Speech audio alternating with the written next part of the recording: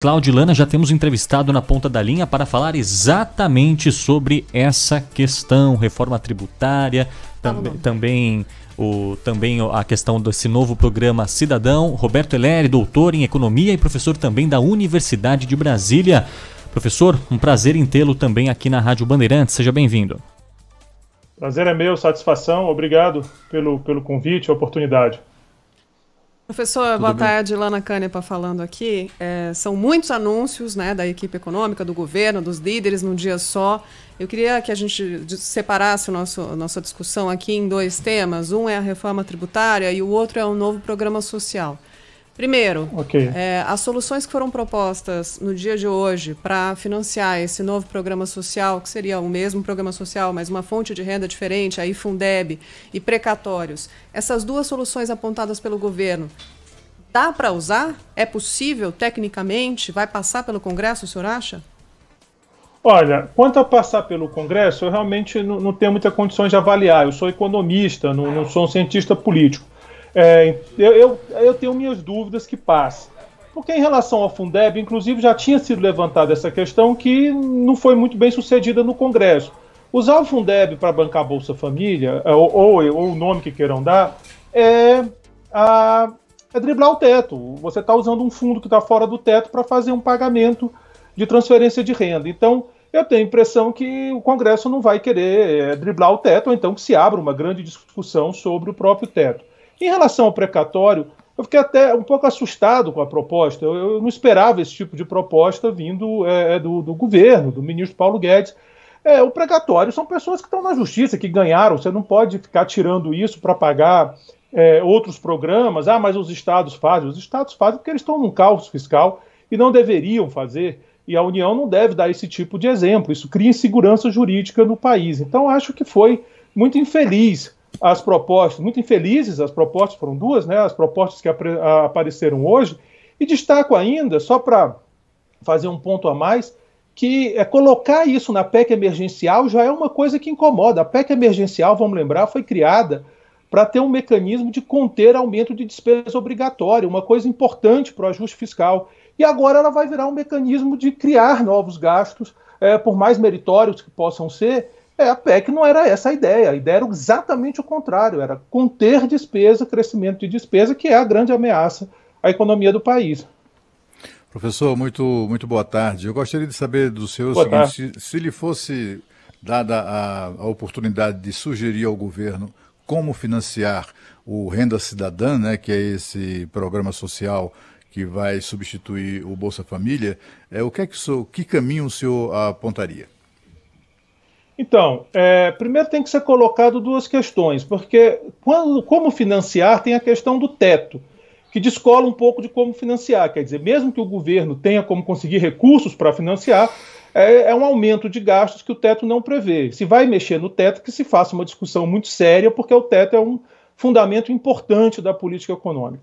Agora, se é para substituir despesa, eu creio que a ideia original da equipe econômica de tentar mesclar programas sociais existentes, rever. É claro que teve aquela ideia infeliz lá da aposentadoria, aquilo lá o próprio presidente rechaçou, mas outras alternativas que a própria a equipe econômica estava discutindo, por exemplo, com a abono salarial e outras medidas, seja um caminho mais razoável. Como foi o Bolsa Família original, diga-se de passagem, que unificou programas para criar um programa melhor desenhado. Então, se vai aperfeiçoar o Bolsa Família, aliás, eu lamento que volte essa história de mudar o nome, esse negócio de ficar mudar nome de programa é meio complicado. Não, aperfeiçoar sim, mas talvez voltando a essa ideia de unificar, melhorar o foco, mas não furando o teto, sem uma discussão completa sobre o teto, ou partindo com perdão do termo, pode ser forte, mas quase um calote, uma discussão parecida que também não é adequado. Só para o nosso ouvinte entender... O governo já descartou, não é, professor, essa questão do teto, né? Aliás, foi até a expressão que o presidente usou na discussão com os líderes, que o teto é cláusula pétrea e, portanto, isso ninguém vai mexer, o governo não vai ameaçar essa questão de furar o teto. Então, assim, tem que se buscar esse dinheiro em outro lugar. O senhor acha que... Eu queria esclarecer mais essa questão do financiamento, né? Porque a gente fica A reação que eu tive foi muito parecida com a do senhor, professor, com relação a precatório. Precatório não pertence ao governo, pertence às pessoas que processaram o Estado e obtiveram o direito, né, àquele crédito. E o governo não pode usar esse dinheiro para financiar outras coisas, né? Tem que pagar o cidadão que ganhou na justiça. Mas, enfim, de outro lado, assim, a pergunta que se impõe é como pagar isso? Eu acho que a despesa à volta de 30 bilhões de reais, né? Isso é muito dinheiro. E por isso eu estou insistindo nessa questão. Como financiar isso, professor? Tem como tirar isso, por exemplo, do novo imposto que se pretende implantar, um imposto sobre negociações, transações eletrônicas ou digitais, porque a expectativa é que esse imposto, embora não vá representar um acréscimo na carga tributária, representará um acréscimo substancial na receita do Estado, né? Na receita do governo. É por aí que talvez se encontre dinheiro para isso? Olha, mas aí é que está. É por isso que eu puxei a questão do teto. Eu sei que o presidente reforçou o compromisso do teto, ao mesmo tempo o uso do Fundeb é um drible no teto, e o presidente às vezes é flexível. Ele recentemente tinha tirado de discussão uma versão nova do Bolsa Família, que ia ficar com Bolsa Família. Então é muito difícil isso, esse jogo político é muito complicado, ainda mais para mim que sou economista, né? A gente gosta de conta.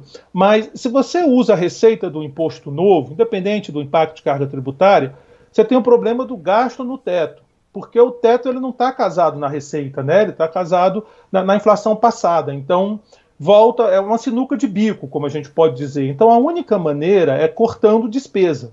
Então, por isso que eu falo dessa ideia de unificar programas sociais, que pode ser um caminho, onde você vai pegar determinado programa, vai dar um direcionamento novo.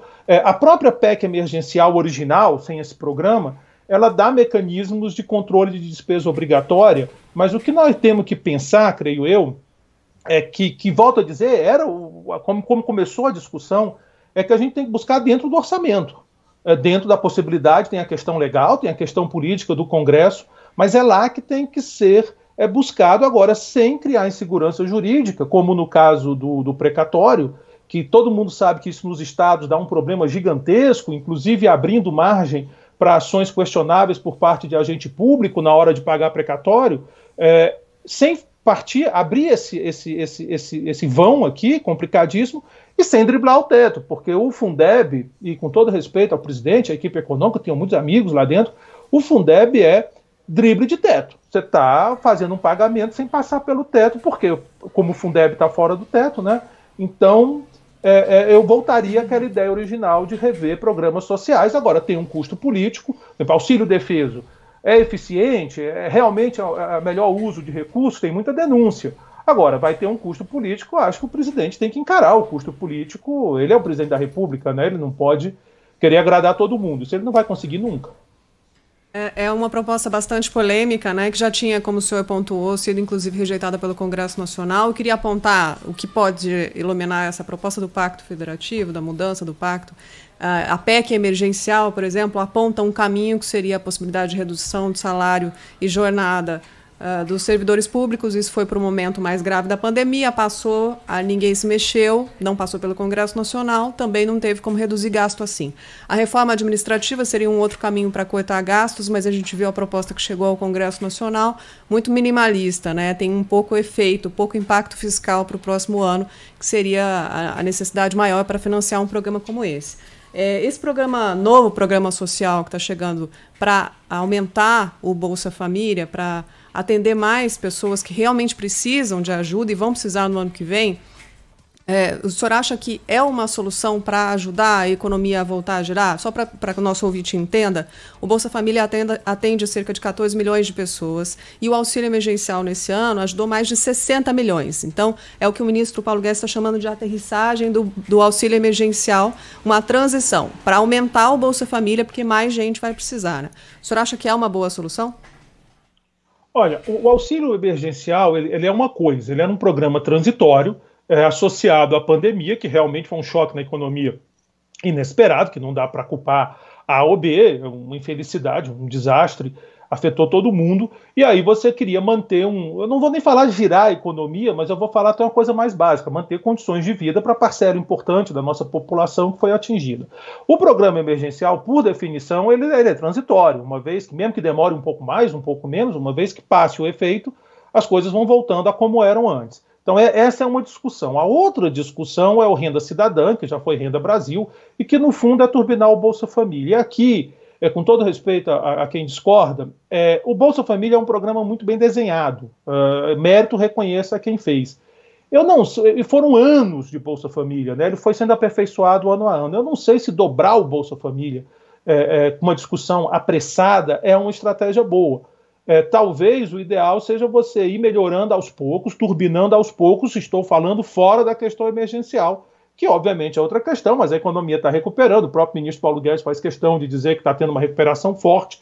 Então, essa parte associada ao choque, espera-se que se resolva, talvez, se for o caso de mais uma prorrogação, não sei. Eu estou falando agora de um programa que vem com áreas de permanente, então não é só por conta desse choque.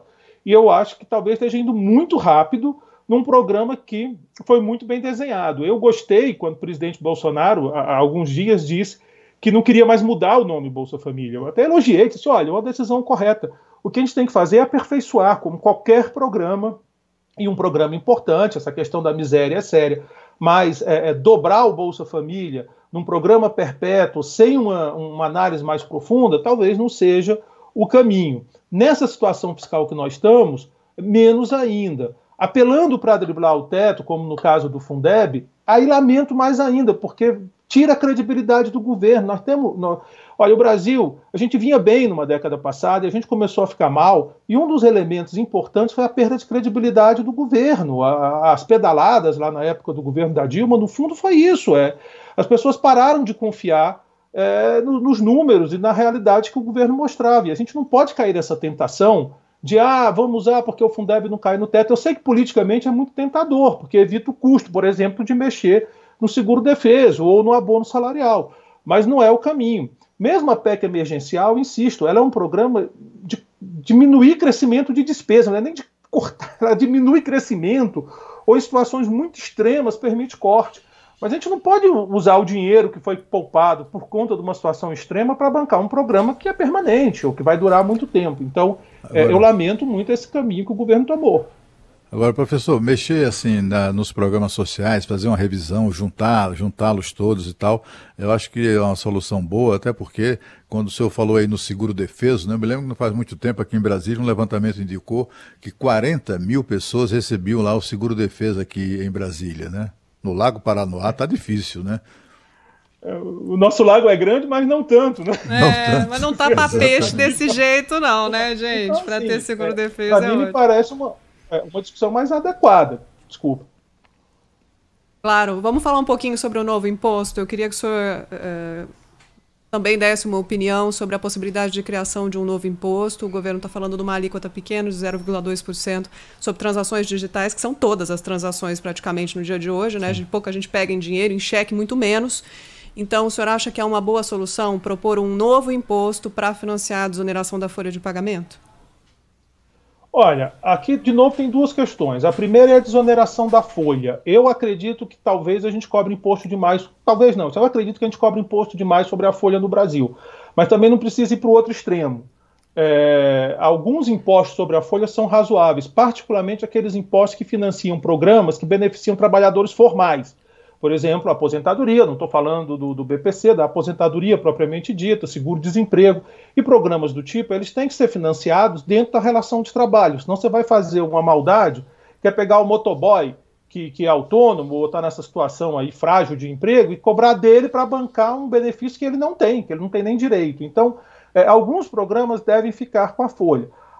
Se é para desonerar a folha, eu creio que deve-se procurar alternativas em outros impostos. Já chego lá.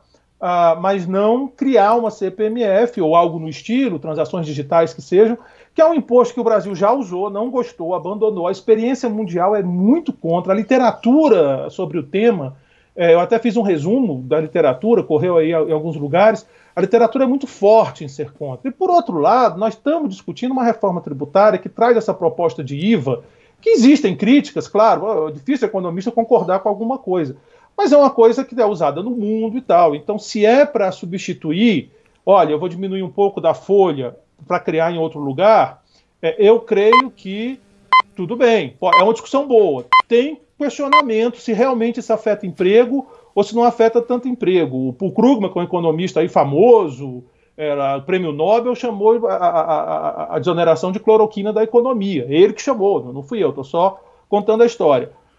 Então, a piada é boa, mas não ajuda, né? A piada é boa, mas não ajuda, né, professor? Agora me diga uma coisa. O senhor não acha que está faltando nessa discussão o levantamento e o corte de despesas dos três poderes? Quer dizer, a gente vê aí uma massa de assalariados de nível elevado nos três poderes, né? Gente ganhando muito dinheiro, e além dos salários que são sempre ali muito próximos do teto, né? Acabam ultrapassando o teto em razão dos penduricalhos, em razão de tantas regalias e privilégios, auxílio isso, auxílio aquilo, auxílio paletó, auxílio babá, auxílio não sei o quê, que acaba elevando os custos. E a gente não vê nem na discussão da reforma administrativa, nem na discussão da reforma tributária, nada que ameace essa gente. Quer dizer, que na verdade talvez pelo fato de que quem está tomando decisões sobre isso seja exatamente o setor público, não é, professor? Eu queria saber isso do senhor. O senhor acha que um corte radical nesses privilégios, nessas mordomias, eu não digo da imensa maioria de funcionários que ganham pouco e ralam muito, eu falo da elite do serviço público federal, né? Não está na hora de cortar isso? Isso representaria de fato uma economia significativa para o erário? Olha, o impacto fiscal vai depender muito dos detalhes, e aí tem que ver as questões legais e tal. Mas sim, eu acredito que isso tem que ser feito nem que de forma simbólica. E na massa dos servidores públicos tem que ser revisto também algumas coisas em relação a ganhos de salário, a distorções que estão aí, a literatura mostra que tem distorções. Eu acho que nós estamos atrasados nessa discussão, talvez há 10 anos, alguém pode dizer que nós estamos atrasados há pelo menos 15 anos. É sempre bom lembrar que em 2005, ainda o ministro Palocci, na Fazenda, propôs um ajuste de longo prazo, foi abandonado.